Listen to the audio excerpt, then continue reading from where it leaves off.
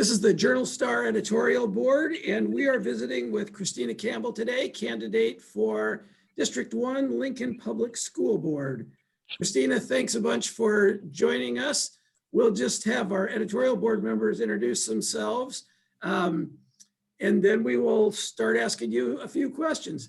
I'm Dave Bundy. I'm the editor here at the Journal Star. Kent? Kent Walgamot. I write about arts and entertainment, and I've been on the editorial board for about 12 years. Sure. John? Originally, this was. I'm John Schreier. I'm one of our assistant city editors here. I've been on the editorial board just shy of 4 years now.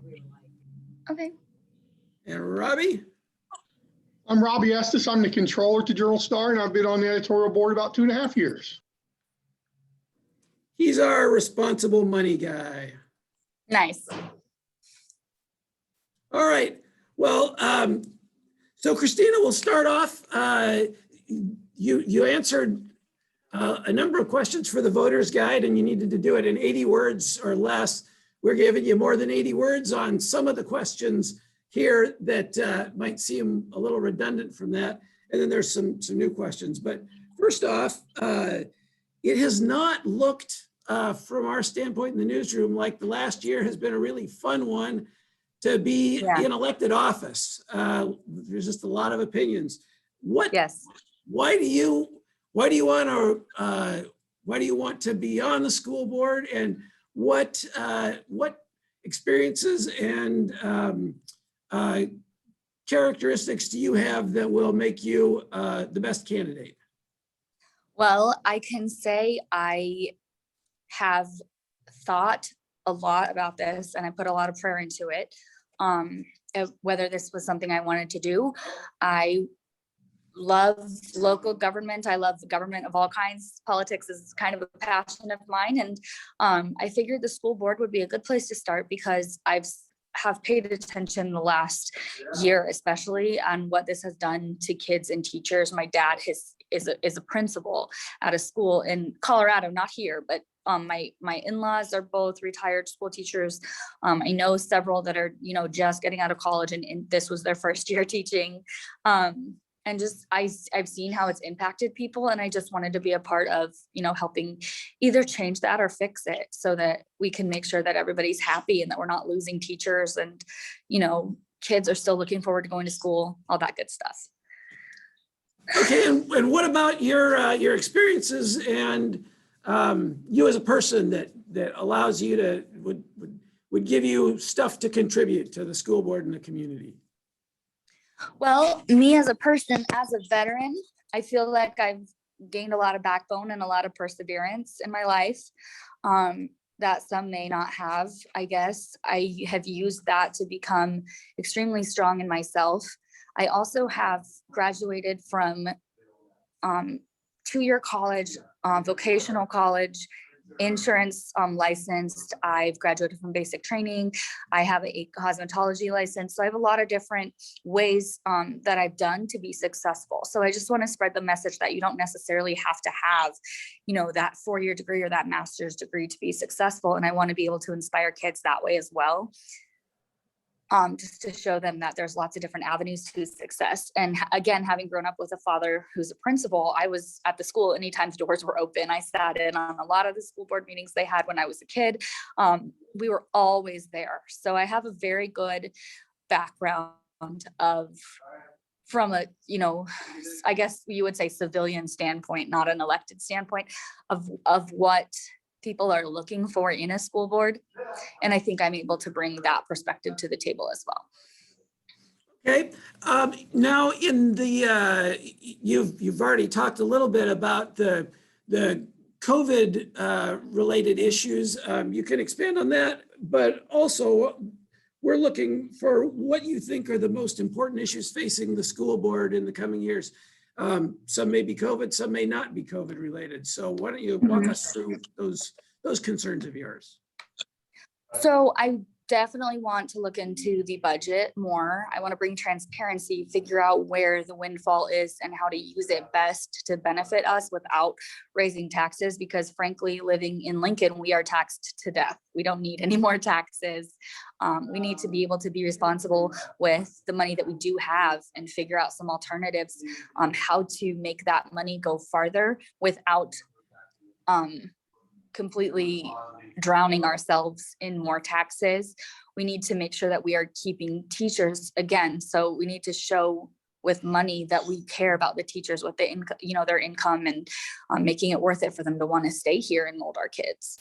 So I think the budget would be one of my big passions. I mean, I bought my house in my district as a single woman, and didn't realize what property taxes were, and then I bought it and I was like, oh, wow. And there's property taxes kill some people. We all want to be able to live comfortably where we are. We want to be able to bring people to Lincoln and be like, hey, Lincoln's a great place to raise your kids and put them in the school system. But sorry, we have really high property taxes, so you may not be able to afford it. I don't want that, So I want to focus on the budget, obviously want to make sure that the kids can stay safe with COVID. I know everybody is back in school if they want to be, but I want to make sure that those that don't feel safe to come back yet can come back. I want to make sure they're safe and happy in school and not miserable all the time, worrying about if they're going to get in trouble for violating, COVID protocols, or, the kids that feel safer at school than they do at home. I want to make sure that it's okay, for them to know, hey, you can go back to school and it's okay. And that we have their backs, and just make sure that we don't pull kids out of school all the time anymore. Like, oh, well, cases went up, we're going to pull them out again. I don't think that's very conducive to maintaining a good education. Okay. So I guess that sort of dovetails with the next question. And you may have sort of answered it already, but we've been asking folks about the short-term and the long-term impacts of COVID. I mean, the school district talked about a permanent remote learning option. I don't know whether that's something you support, but what do you see? I do not. Okay. I think that the discovery of how well Zoom can work is a wonderful thing, but I think it would be great for maybe snow days or like a sick day here and there. It's not meant to be a permanent option. Kids need to be able to be with each other in person learning. We need to socialize kids with each other to make sure that they are well adjusted for the future. We don't want kids to think, oh, sitting in front of a TV or a computer screen for hours a day is normal.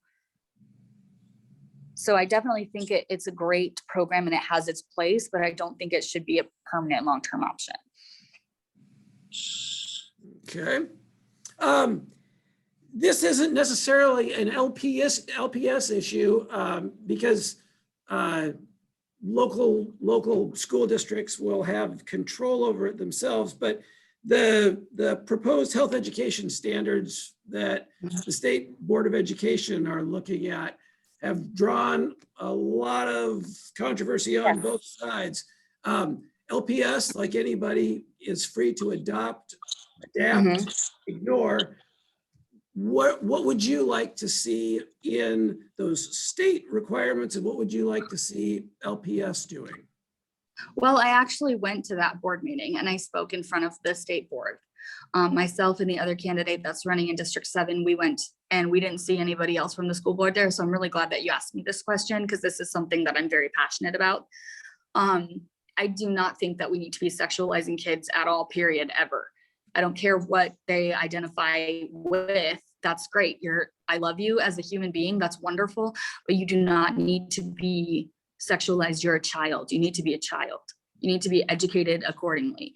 As for us, we didn't have sex ed till we were in middle school, it doesn't need to start in kindergarten. So that's, I would definitely be against implementing them. I think they would definitely need to be gone through and well edited and revised before we would even think about putting those in for a kindergartner or, whatever else. There are very important things that need to be taught, but it's not it's a parent's place to be a parent. It's not the school's place to be a parent. We don't want to teach a kid something that their parent might not want them learning at that age. That's not our area. That's not our job. So that's just how I feel. Okay, well, thank you. You've watched the school board in action through this last year.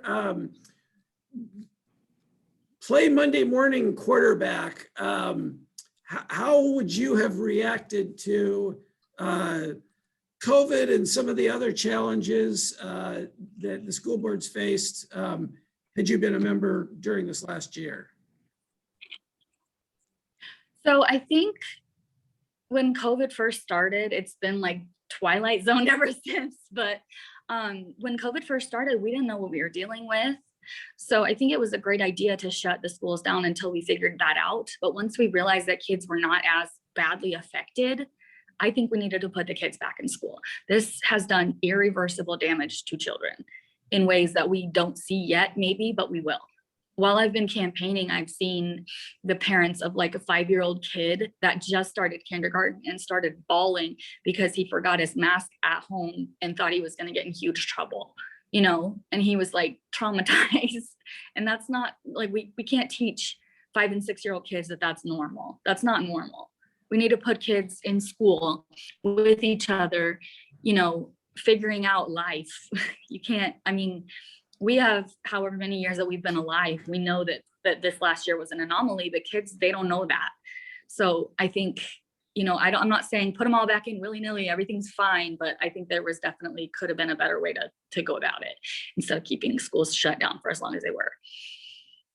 What about students are part of the equation, but teachers were fairly vocal, some of them, about the difficulty of keeping a class clean, teaching to both groups, and the risks that some of them felt they were incurring by being in school.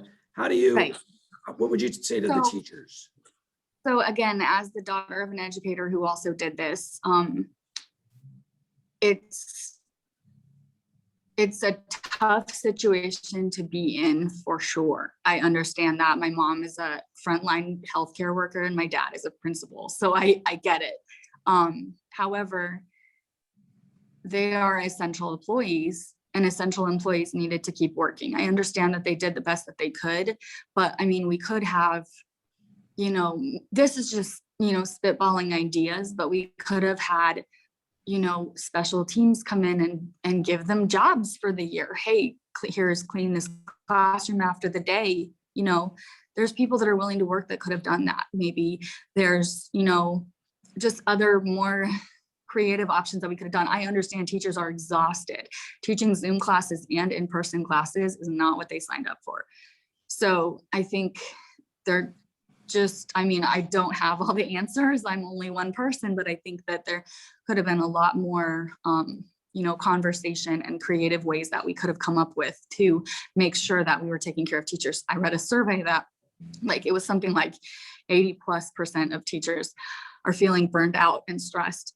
And that's just heartbreaking to me because you go into teaching for the passion of it. And once that passion burns out, teachers are the lifeblood of our kids. That's who's teaching our kids. We got to take care of them too. So I definitely do, you know, sympathize with them.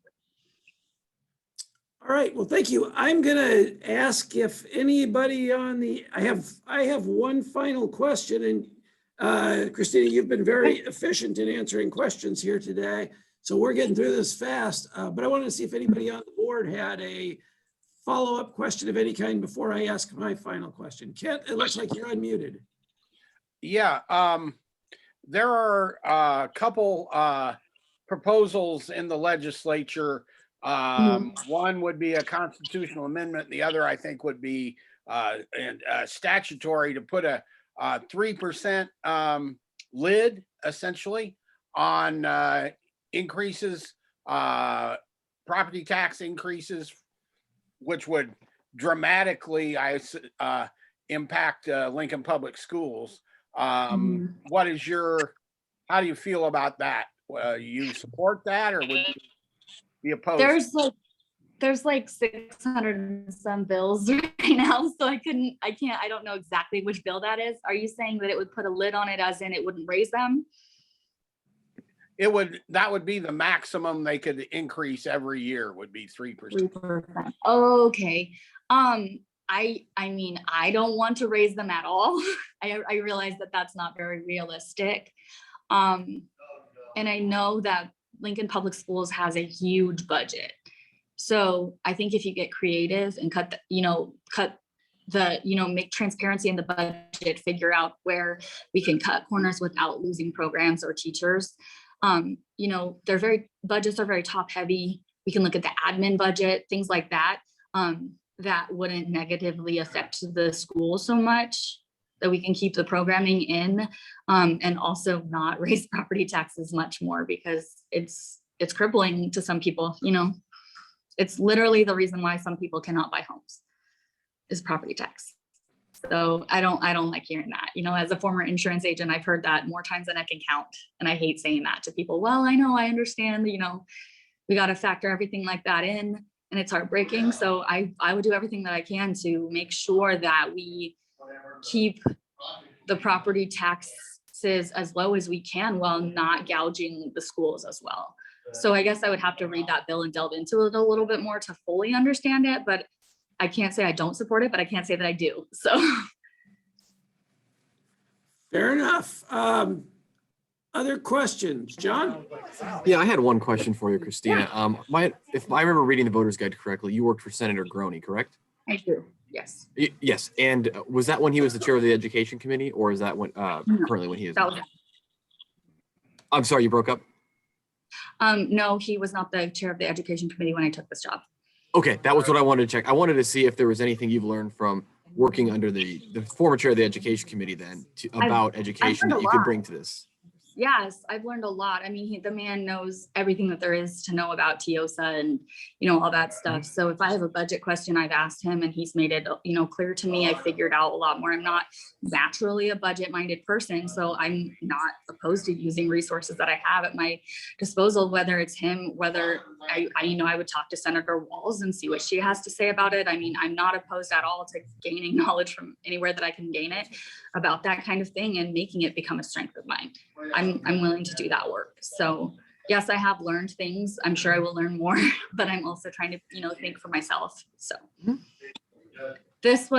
running for school board was something that I was putting a lot of thought into doing before I even took a job in the legislature. And I didn't know that he was the chair. Former school board president himself too, I believe, right? What's that? He was a former school board president himself too, I believe. Right? Yes, he was. Yes. Yeah. So, yeah, I just thought that was an interesting coincidence. I was like, oh, weird. I want to run for school board. So, yeah. Any other questions for the edit board before I ask my final question? All right. Well, Christina, the last question's a pretty easy one. What did we not ask you that you were ready to talk about, want to talk about, want to make sure that voters and the editorial board knows? I mean, I think you asked me pretty much everything. I've been out in the community for the last month and a half. I've logged probably close to 60 to 70 miles worth of walking door to door, talking to people. So I've listened to the community concerns and I share a lot of those concerns. So most of what I'm hearing are things that I have no problem standing up for and getting done. So I think you covered everything pretty well. I believe in a parent's choice. I believe in transparency in the budget and in government. And I want to be an elected official that actually cares about what their constituents are saying and doesn't just sit in there to fill its seat. I want to be like, hey, I want to listen to you and feel for you and have empathy for you and figure out a solution and how we can make you happy, because everybody deserves a valuable education with values. And some people don't have a choice of where to send their kids. So we need to make the public school system the best that we can. So. And just to clarify, when you say parents' choice, you're not just referring to public schools within the district, but you're also referring to private and parochial schools? Oh, I don't mean for school. I mean for like kids' health decisions. Pardon, I just missed that last For part. a child's health decisions for a child, Oh, okay. I think that should be a parent's choice. Okay. All right. So- Well, you're in the voter's guide, it mentioned, let parents pick the school they want their kids to go to. Yeah, Well, and I was- so because I think that you had asked me a question about school choice in that. Yes. Yeah, so yes, if we can actually better the public school system by implementing school choice, because once a school has competition, they're gonna up their game, you know? So I know testing scores for kids here in Nebraska are not the greatest, and maybe if there's some competition, we could up the game and get some, new, implement new programming, things like that. And it's well known that once you give somebody some competition, the other, people are gonna up their game. So I think that that's definitely something that we can look at. But what I was referring to was like healthcare choices. Okay. So, yeah. All right. Well, Christina, anything else? No, I think that's good unless you have anything else. Nope. You've covered all our questions. We appreciate it a bunch, and we are grateful for your time and for the effort you're putting into running. Everybody who runs helps increase the dialogue and the level of discussion about Yes. local government. So, and we value that a lot. So thank you Absolutely. a bunch and have a Yeah. great weekend. Thank you. You too. Very nice to meet you. All right. Thank you. Thanks, All right. Christina. Bye. Bye.